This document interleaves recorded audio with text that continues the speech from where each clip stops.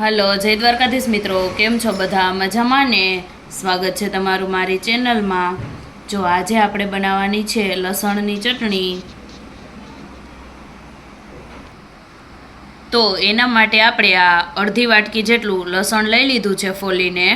જ્યારે તમારું શાક બનાવવાનું મન ના હોય અથવા તો શાક ખાવાનું મન ના હોય તો આ લસણની ચટણીને તમે રોટલી કે ભાખરી કે પછી પરોઠા સાથે ખાઈ શકો છો. ખૂબ જ ટેસ્ટી લાગે છે. અને આ લસણની ચટણી તમે જો એકવાર બનાવી તો તમે વારંવાર બનાવશો. રાજસ્થાનમાં તો આ લસણની ચટણી ખૂબ જ ફેમસ છે. તો આપણે હવે લસણની ચટણી બનાવવાનું શરૂ કરીએ. તો એના માટે આપણે સૌથી પહેલાં લસણને એક ખાંડણીમાં લઈ લેશું અને તેને એકદમ ઝીણું વાટી લેશું.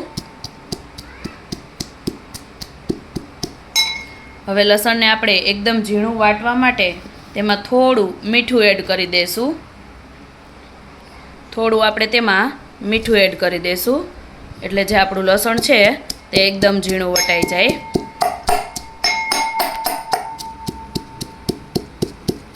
તમે આને મિક્સરમાં પણ ક્રશ કરી શકો અને ખાંડણીમાં પણ આ રીતે વાટી શકો.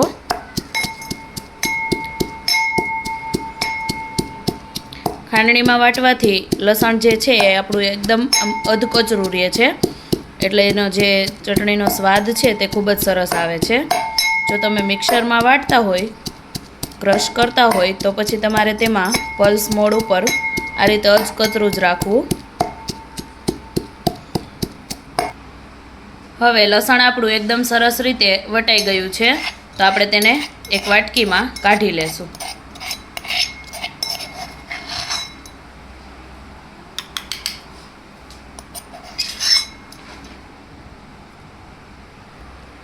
હવે એ જ ખાંડણીમાં આપણે 1 ચમચી જેટલા તલ, 1 ચમચી જેટલા ધાણા અને 1 ચમચી જેટલું જીરું લઈ લેશું અને એને પણ આપણે આ જ રીતે ખાંડી લેશું, અધકચરું વાટી લેશું.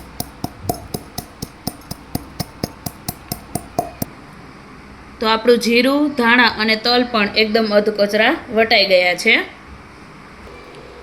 હવે આપણે તે ચટણીનો વઘાર કરવાનો છે તો એના માટે આપણે થોડું તેલ ગરમ કરવા મૂકી દીધું છે. આમાં આપણે થોડુંક તેલનું માપ વધારે રાખવાનું છે. તેલ આપણું ગરમ થાય એટલે સૌથી પહેલાં આપણે તેમાં હિંગ એડ કરી દઈશું. ત્યાર પછી આપણે તેમાં જે ધાણા, જીરું અને તલનો આપણે જે ભૂકો બનાવ્યો છે તે એડ કરી દઈશું અને હવે જે આપણે લસણ વાટ્યું છે તેને આપણે તેમાં એડ કરી દઈશું.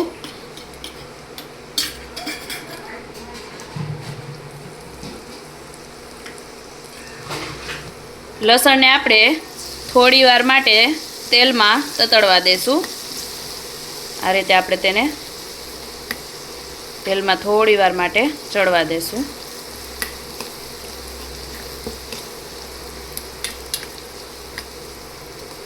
ગેસની ફ્લેમ આપણે 100 રાખ એટલે જે આપણું લસણ છે તે બળે નહીં અને થોડુંક કકડાવી લેશું આપણે.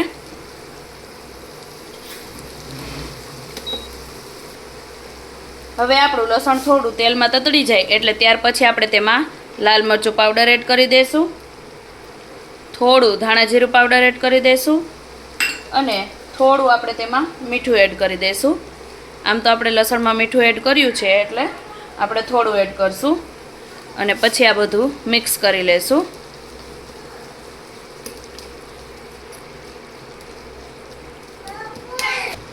હવે આપણે તેમાં થોડું પાણી એડ કરી અને તેને 2 થી 3 મિનિટ માટે આપણે ચડવા દઈશું.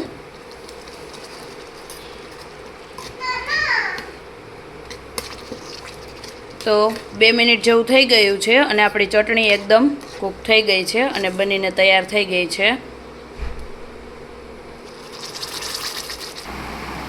તો તૈયાર છે આપણી એકદમ ટેસ્ટી એવી લસણની ચટણી. તમે પણ એકવાર આ રીતે જરૂરથી ટ્રાય કરજો. ખૂબ જ ટેસ્ટી બને છે અને જ્યારે કાંઈ શાક કે ના ભાવે ત્યારે આ ચટણીને તમે રોટલી કે ભાખરી કે પરાઠા કે કાંઈ પણ સાથે ખાઈ શકો છો. તો એકવાર આ રેસીપીને જરૂરથી ટ્રાય કરજો અને વિડીયો ગમ્યો હોય તો લાઈક અને શેર કરવાનું ના ભૂલતા. અને જો ચેનલમાં નવા હોય તો ચેનલને સબસ્ક્રાઈબ પણ કરી દેજો. અને આવી અવનવી બીજી ગુજરાતી વાનગીઓના વિડીયો જોવા માટે એકવાર અમારી ચેનલની અવશ્ય મુલાકાત લેજો.